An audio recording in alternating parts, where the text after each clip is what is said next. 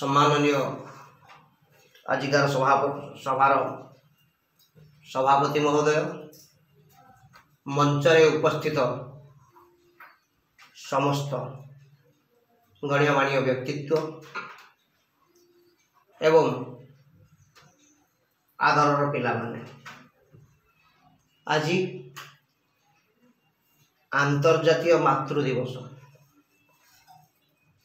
माँ दीटा शब्द माँ आ माटी आकाश, माटी ठारू और आकाश ठारू मध्य आहुरी अधिक सहनशीलता अधिक गुणवत्ता जहाँ रही सी हूँ माँ।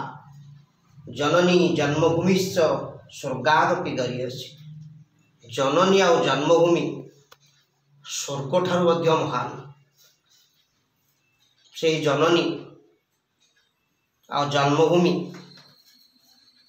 तांकर सेवा करी जे निज जीवन को उत्सर्ग करिछि से ही एही जगत रे धन्य एवं धन्या होइछन्ति।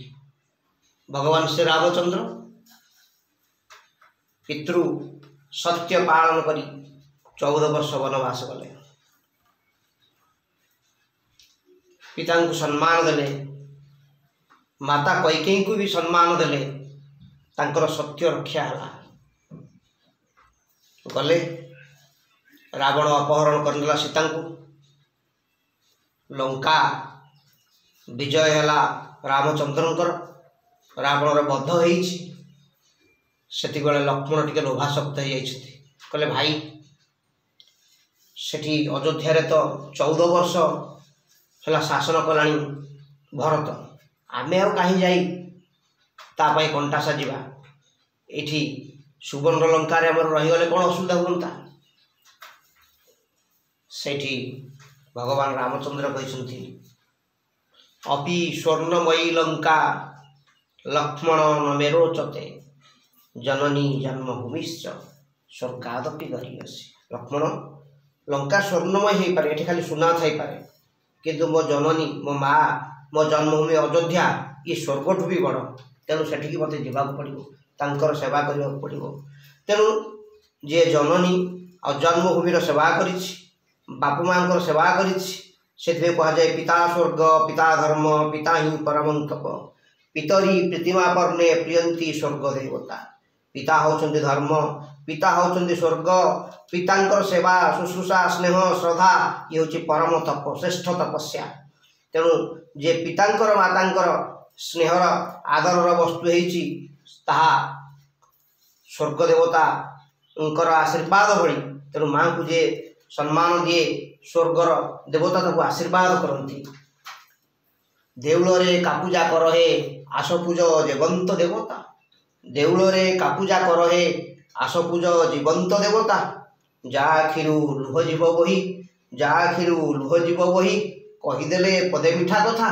माँ बापा को मिठा कथा पदे कहीदेले तांको आखिरु लुह बही जीव, आम प्रति आशीर्वाद धरी जीव। तेणु से माँ बापा को आम असम्मान करवा नहीं।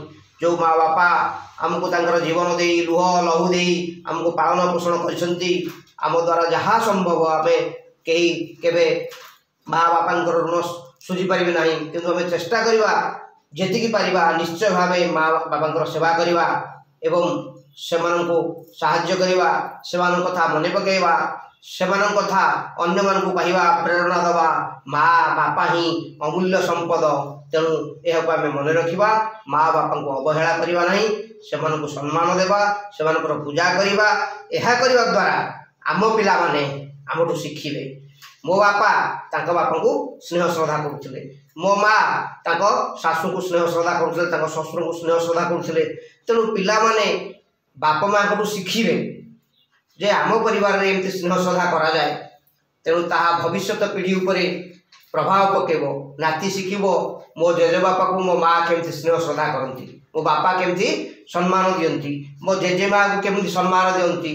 पुओ माने नाती माने से माने समस्ते परिवार लोक, पारिपार्श्विक लोक, पड़ोशी लोक समस्ते शिखिबे। तेणु यही आदर्श आमे रखा दरकार। माँ बापा को स्नेह श्रद्धा सम्मान करवा दरकार, जहाँ फल समाज रे शांति रहिबो, सुस्थ परिवार गठन हो पारिबो।